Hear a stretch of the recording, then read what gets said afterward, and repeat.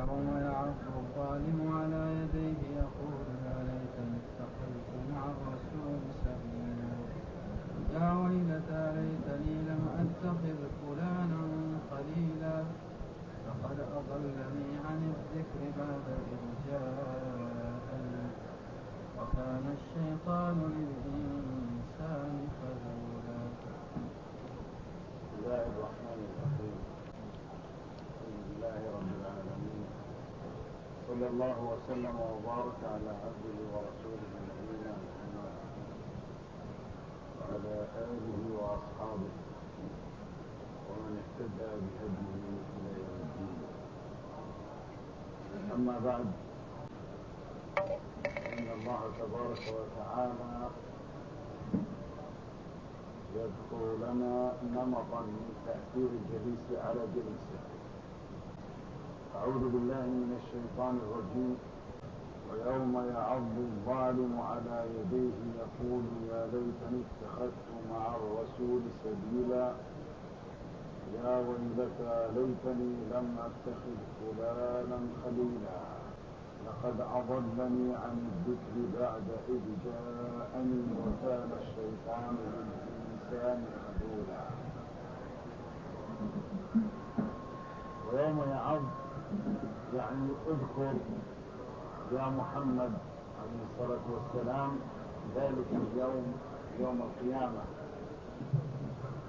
يوم يعض الظالم على يديه عندما يتحسر ويتخسر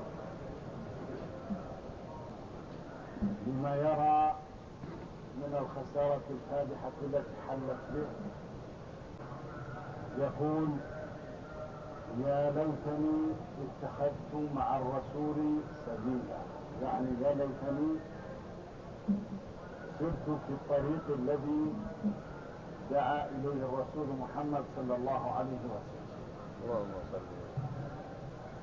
يا ويلتى يتحسر ليتني لم أتخذ فلانا خليلا. فلان هو ذاك الجليس السيء. ليتني لم أعرف، لم أرتبط به، لم أثق به. لماذا؟ لقد أضلني عن الذكر الذي جاء به محمد صلى الله عليه وسلم وهو القرآن، وصرفني عنه وجعلني أنظر إليه نظرة احتقار وازدراء. لقد أضلني عن الذكر بعد إذ جاءني، حيث أن النبي صلى الله عليه وسلم بين له ودعاه إلى الحق. وكان الشيطان للإنسان خذولا، ويدخل في هذا شياطين الإنس والجن. هذه الآيات لها سبب في نزولها، وهو أن عقبة ابن أبي معيط كان حميما صديقا لأمية بن خلف، وسافر أمية إلى الشام، وعقبة صار يسمع من النبي صلى الله عليه وسلم فأسلم. فلما جاء عقبة سارع الأشرار إلى أمية بن خلف وقالوا إن صديقك وحميمك قد صدع وأسلم واتبع محمد وتركه. قال غير صحيح. قالوا سيأتي تسلم عليه. فلما جاء سأل هل أسلمت؟ هل اتبعت محمد؟ فنقول عليه الصلاة والسلام قال ابتعد عني، وامتنع من السلام عليه وحجره وقال لا أقبل منك كلاما ولا صوتا ولا عدلا حتى ترجع عما أنت عليه. فصار يقنعه ويحاول إقناعه أنه جاء بدين مقبول ومعقول، فرفض أن يناقشه حتى يرجع إلى الوثنية. وجلساء السوء وأعوانه من شياطين الجن ومن شياطين الإنس هيجوا عقبة واشتغلوا عليه بالترغيب والترهيب بأجل أن يطيع حميمه وصديقه أمية بن خلف. ولا يخسر، وهو ذاك الزعيم وبالمكانة العالية بين قومه، فما كان منه إلا أن قال أرجعوا إليه عن الإسلام. قال لا أقبل منك هذا، ولا يكفي حتى تثبت لي هذا بأن تسب محمدا أمام الملأ على نبينا أفضل الصلاة والسلام. فقام وسبح فنزلت هذه الآية: ويوم يعض الظالم على يديه. اذكر ذاك اليوم وتلك الحال وذاك الموقف الذي يندم فيه عقبة ابن أبي معيط ويعض على يديه حسرة وألما، حيث انتكس من التوحيد إلى الوثنية والشرك. يقول في ذاك الموقف في يوم القيامة: يا ليتني اتخذت مع الرسول سبيلا وسرت على منهج الرسول صلى الله عليه وسلم. يا ويلتى ليتني لم أتخذ فلانا وهو أمية بن خلف، ليتني لم أتخذ فلانا خليلا ولا أعرفه ولا أقترب منه ولا حاجة لي فيه. البعد منه غنيمة والسلامة منه سلامة. ليتني لم أقترب ولم أتخذه خليلا لي. ماذا استفدت من خلته؟ استفدت النار، صرت مشيها. لقد أضلني عن الذكر. أنا بدأت أتعرف على القرآن وأفهم من محمد عليه الصلاة والسلام ما ينزل من القرآن، لكنه صرفني فأضلني عن الذكر وصرفني عن القرآن وحولني إلى الشرك والوثنية. لقد أضلني عن الذكر بعد إذ جاءني. وجاءه الذكر وعرف كثيرا منه وفهم كثيرا وعرف أنه حق، لكنه الضغوط الاجتماعية التي أحاطت به حولته وصرفته. وعقبة ابن أبي معيط قتل يوم بدر مشركا قتله علي رضي الله عنه. وأمية بن خلف قتل يوم الفتح قتله رسول الله صلى الله عليه وسلم. فهما من أهل النار، ماتا على الشرك. وهذا تصديق لهذه الآيات التي نزلت قبل موتهما وأنهما يموتان على الوثنية. لقد أضلني عن الذكر بعد إذ جاءني وكان الشيطان للإنسان خذولا. فالشيطان يخذل الإنسان، وهذا ما فعله الشيطان ويفعله في كل يوم مع آلاف وملايين من الناس، حيث أنه يخذلهم.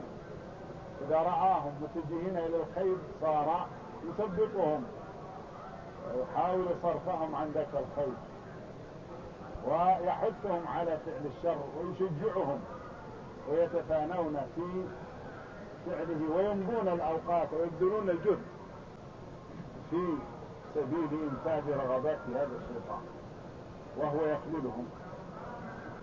جاءهم في بدر سورة سراقة بن مالك على أنه ينتصر لهم ويقوي عزائمهم، فلما رأى الملائكة انفلت منهم فأمسكوا به فقال: إني أرى ما لا ترون، إني أرى ما لا ترون. الوضع يختلف، وهو على الذي أنا كنت أتصور. الآن الأمور مكشوفة.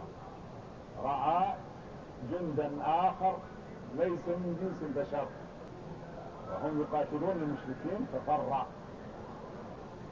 دعوتكم فاستجبتم لي فلا تلوموني ولوموا أنفسكم ما أنا بمصرخكم وما أنتم بمصرخي. وهذا تنبيه إلى اختيار الجليس الصالح والجليس السوء.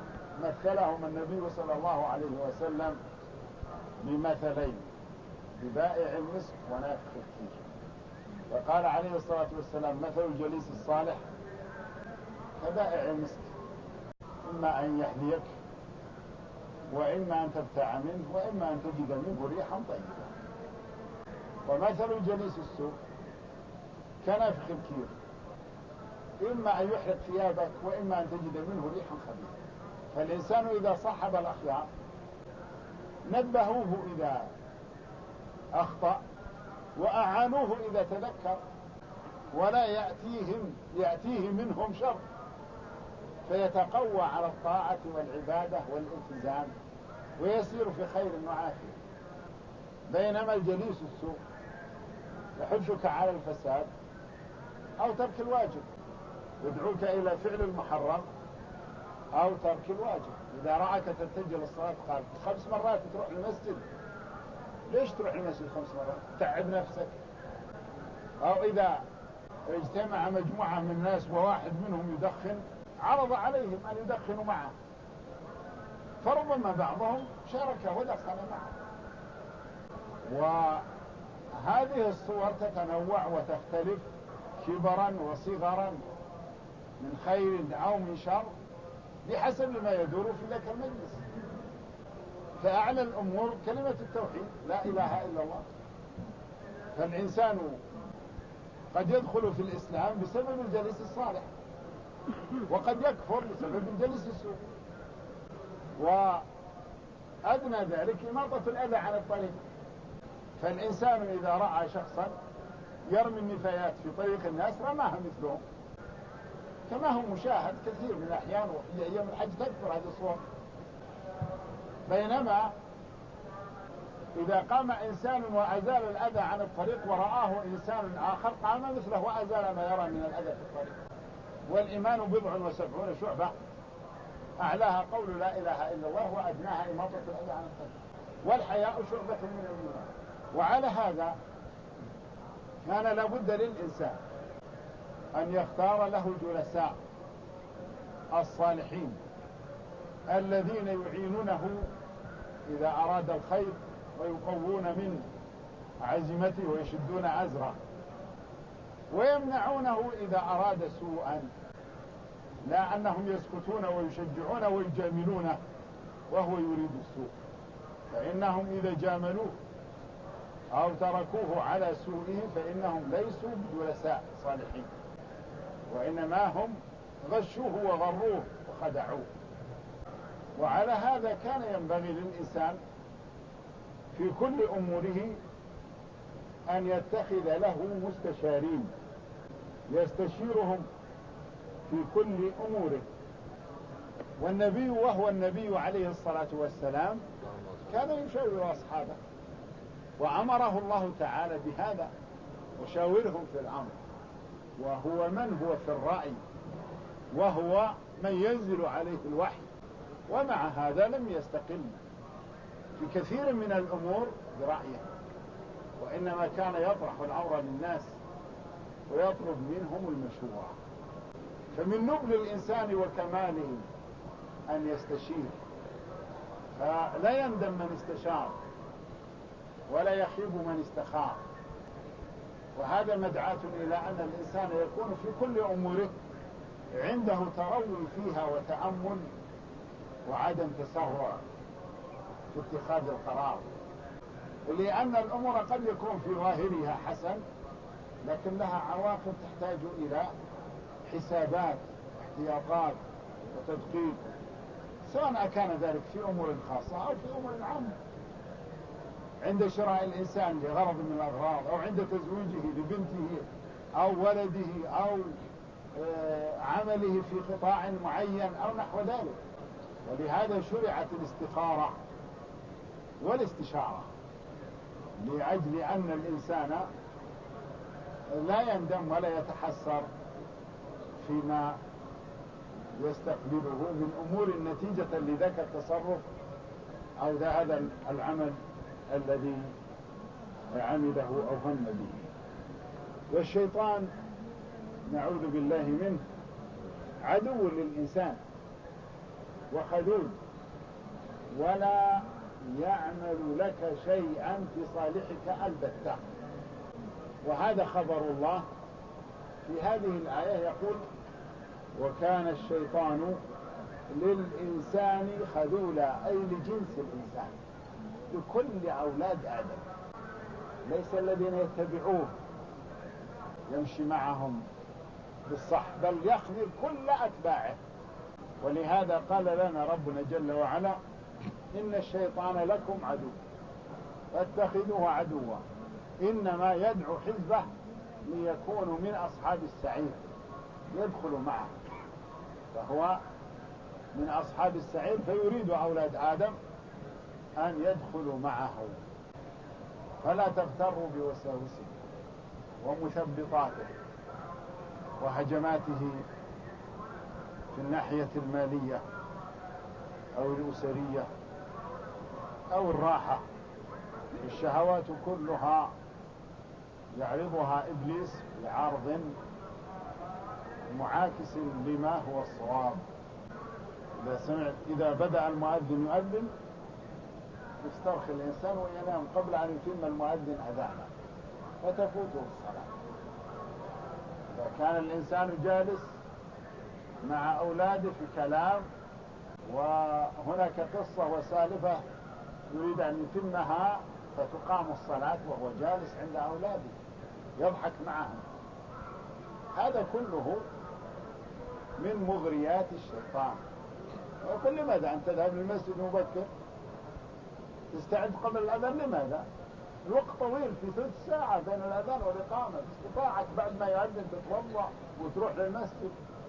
هو لازم أنك تصلي ركعتين تحية المسجد قبل الصلاة. المهم أن تدرك الجماعة. إذا أدركت ركعة من الصلاة أنت أدركت الجماعة، ما في داعي هذا. ثم تفوتك الصلاة كلها، ثم تجد نفسك بعد ذلك نصلي في البيت، فايتها الصلاة فايتة، خلاص نصلي في البيت. ثم يجرك بعد ذلك إلى أنه يفوتك الوقت كله. إذا أتيت من الدوام وأنت مرهق تغدى وتنام وصلي مع المغرب العصر، أو بعد ذلك يكون ما في داعي نصلي يوم الجمعة ويكفي. وهذا واقع يا أخوان، وكثير من الناس يسأل عنه لأنه موجود في بيوت الناس الآن. وناس يسألون يقولون الجمعة إلى الجمعة كفارا لما بينهم، وهذا إنما هو للصغائر وليس للكبائر. وترك الفرائض الخمس كفر وردة ولا يكفرها أنك تصلي الجمعة. فيجب أن يتنبه الناس لهذا، ولا بد أن الناس يدافع الشيطان مدافعة قوية، وهو كيده ضعيف، لكن أنت إذا كنت أضعف منه يغلبك. فالمؤمن القوي خير وأحب إلى الله من المؤمن الضعيف، وفي كل خير. لكن إذا كان المؤمن قويا دافع الشيطان، وإذا كان المؤمن ضعيفا غلبه الشيطان. ولهذا أخبر النبي صلى الله عليه وسلم عمر أنه ما يمشي في وادي أو في طريق فيراه الشيطان إلا يهرب مع الطريق الثاني. لا يريد أن يقابل عمر في هذا الطريق لأنه يعرف قوته. فيجب أن يكون المؤمن قويا ومتسلحا بسلاح اليقين والتقوى، حتى أنه لا يجد الشيطان طريقا له ينفذ إلى نفس هذا الإنسان ويلعب عليه ويؤذيه. وقال الرسول يا رب إن قوم اتخذوا هذا القرآن مهجورا وكذلك جعلنا لكل نبي عدوا من المجرمين وكفى بربك هاديا ونصيرا. النبي صلى الله عليه وسلم شكى إلى ربه عدم إصغاء قومه له وانقيادهم للآيات البينات الواضحات. القرآن نزل بلغة العرب وبأفصح عبارة وبأعلى أسلوب، فالنبي صلى الله عليه وسلم لما يعرفه من قومه من الفصاحة والقدرة على فهم التعابير العالية والأساليب القوية يقرأ عليهم القرآن.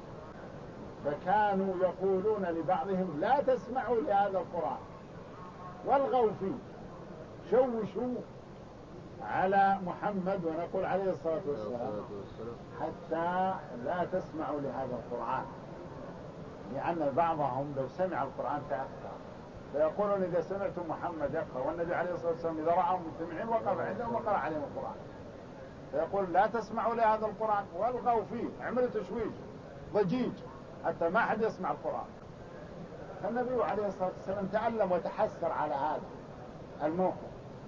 لماذا يهجرون هذا الكلام البين الواضح الذي هو تبيان لكل شيء، الذي هو هدى ونور؟ لماذا لا يقبلون؟ فشكى إلى الله وقال الرسول يا رب إن قوم اتخذوا هذا القرآن مهجورا، فهجروه ولا يريدونه ولا يقبلونه ولا يصغون لي ما فيه من المواعظ والعبر ولا ما فيه من المعجزات الباهرات والدلالات الواضحات على القضايا القديمة والمستقبلة والحاضرة، فلا يستمعون إليه. كما جاء في قوله تعالى وقال الذين كفروا لا تسمعوا لهذا القرآن والغوا فيه. فكانوا إذا تلي عليهم القرآن أكثروا اللغط والكلام في غيره حتى لا يسمعوه، فهذا من هجرانه. وترك الإيمان به وترك تصديقه أيضا من هجره، وترك تدبر القرآن وتفهم القرآن من هجرانه، وترك العمل بالقرآن وامتثال أوامره واجتناب نواهيه يعتبر من هجرانه، والعدول عنه إلى غيره من شعر أو قول أو غناء أو لهو أو كلام أو طريقة مأخوذة من الغير من هجرانه. فهذه من صور هجر القرآن، وهي يقع بعضها في زمننا هذا من بعض الناس لا يقرأ القرآن إلا في رمضان، وبعد ما جاء يوم العيد انتهى، والمصحف الذي عنده وضعه في غلاف وضعه في الدلول وأخفاه إلى رمضان القادم، ولا يراجع القرآن ولا يتدبره ولا يتفهمه. وبعض الناس تمر عليه الآيات والمواعظ والعبر فلا يتأثر منها ولا يتدبرها، فهذا من الهجر.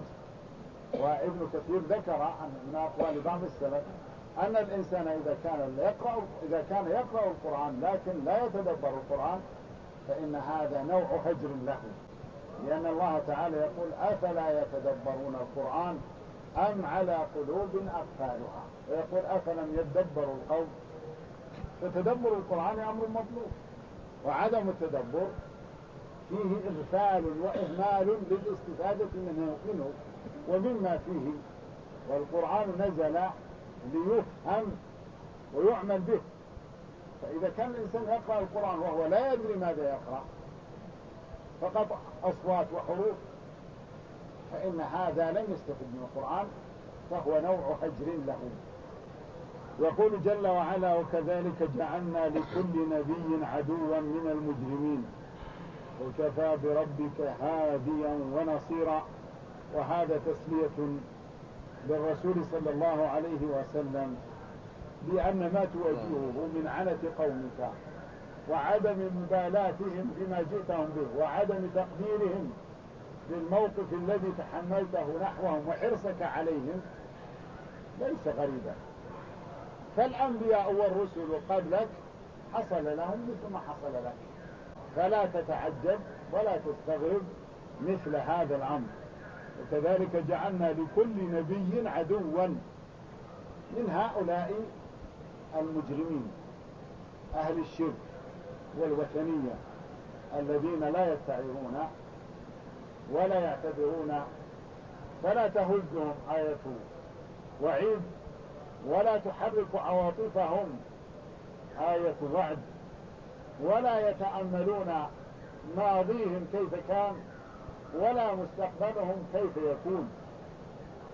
والأمر الآخر أنه يكفيك أن ربك جل وعلا هو الذي أرسلك وهداك ووفقك، وهو ناصرك ومؤيدك، وهو جل وعلا بصير بحالك وحال أولئك، فلا يخفى عليه شيء من أمرك وأمر قومك. وكذلك جعلنا لكل نبي عدوا من المجرمين وكفى بربك هاديا وبصيرا، أي أنه هاديا ونصيرا، أي أن الله جل وعلا هو الذي من عليك بالرسالة وهداك إلى التوحيد، ويهدي من شاء من خلقه ليتبعوك وهم أهل الإيمان. والله تعالى هو الذي بيده تدبير الأمور، وهو جل وعلا الذي ينصر عباده المؤمنين على المشركين. فالذين كانوا يصدون عن دين الله وعن اتباع القرآن فإن الله تعالى يخذلهم ويعلي شأن المتبعين للقرآن وينصرهم على أعدائهم. إنا لننصر رسلنا والذين آمنوا في الحياة الدنيا ويوم يقوم الأشهاد. إذا عرفنا هذه الأمور فإن من الواجب على الإنسان إذا دعا إلى الله ووجد فتورا في المدعوين أن لا يمل ولا يكل ولا يقول دعوت فلم يستجب لي فلا داعي فأتوقف. فالإنسان يستمر في الدعوة، وهذا كل إنسان يواجهه في بيته مع أولاده ومع أهله. ومن أهم القضايا التي تقع في هذا الزمن الحالة التي تمر بعدد من الشباب في التهاون في صلاة الفجر. الأب يوقظ أولاده ويحرص عليهم ويصح عليهم ثم يذهب يصلي ويرجع وهو في بيته. يجد منهم غفلة وتكاسل وبعض الانفلات. فليس معنى هذا إذا دعوتهم 10 و20 مرة تقول خلاص أنا بلغتهم وهم فهموا الكلام انت وقف عند هذا الحد ولا تدخل معهم، هم يعرفون. لا، استمر في الدعوة، استمر في التوضيح، ادعو لهم وادعهم واحرص عليهم وبين لهم وقارن حالهم وحال غيرهم واضرب لهم الأمثلة في المتقدمين والحاضرين. فإن الإنسان مطالب أن يفهم هذه الآية ويطبقها في حاله. ولو كان هؤلاء يهجرون ما تقول ويضحكون ويقولون أن كانت عقل قديم والناس الآن تطورت والناس الآن تغيرت، هذه الأمور لا داعي لها، وإحنا الآن تطورنا ونعيش مع نعمة الله عليهم، في حين أن من كان قبلهم لا يوجد عندهم من النعم التي هم فيها يتنعمون ولا 10% ولا أقل من ذلك. كان الناس في شدة وفي كرب في طعامهم، وفي شدة وفي كرب في أمنهم، وفي شدة وفي كرب في عافيتهم.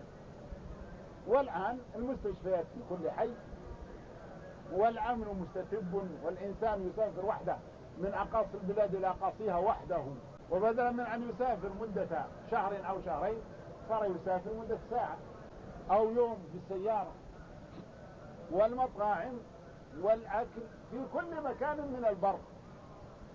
الإنسان يتوقف في البرية فيجد الماء المثلج واللبن ويجد الحلوى ويجد الخبز الحار، وهو قد سافر ليس معه إلا نقود في جيبه. وهذه النعم يجب أن تستغل لتعريف هؤلاء بنعمة الله عليهم. الإنسان كان في السابق إذا أراد أن يتعرف على حال قريبه يكتب رسالة ويرسلها مع شخص، قد يحصل في الشهر مرة أن شخصا يسافر من هذا البلد إلى ذاك البلد. بينما الآن خلال أقل من نصف دقيقة تتصل بفلان في أقاصي الدنيا وتتكلم معه بلسانه ويرد عليك بما هو فيه. وهذه من النعم العظيمة. كان الناس يغيب الإنسان عن أهله ولا يدرون عن حاله مدة سنوات وليست سنة، سنوات لا يدرى هل هو حي أم ميت، وزوجته لا تدري هل زوجها حي أو ميت. ثم يأتيهم بعد 10 سنوات وولده الذي كان حمل صار يدرس الآن يتخرج من المدرسة. ونحن الآن لو حصل أي حادث في أمريكا الجنوبية أو في اليابان أو في شمال روسيا أو في جنوب أفريقيا يكون عندنا كأن ونشاهده بالفعل، نشاهده بالفعل. هذه النعم العظيمة لا بد من استغلالها لتعريف هؤلاء الأشياء بفضل الله ونعمه عليه. لا أن تكون وسيلة لأن الإنسان يسترخي ويقول نحن تطورنا ولا حاجة لنا بما مضى. لا، أنت الآن زادت مسؤوليتك، والعناء والتعب والكبد الذي كان الناس يعملونه أنت لا تعمله، وأنت في خير وعافية ونعمة وصحة وأمن. فنسأل الله جل وعلا أن يحيينا حياة طيبة ويتوفانا على الإسلام، وأن يميتنا على ملة محمد رسول الله صلى الله عليه وسلم، وأن يحسن عاقبتنا في الأمور كلها، وأن يجيرنا من سوء الدنيا وعذاب الآخرة، وأن يصلح نياتنا وذرياتنا وأزواجنا وأهلنا وجميع المسلمين. وصلى الله على نبينا محمد وعلى آله وصحبه وسلم.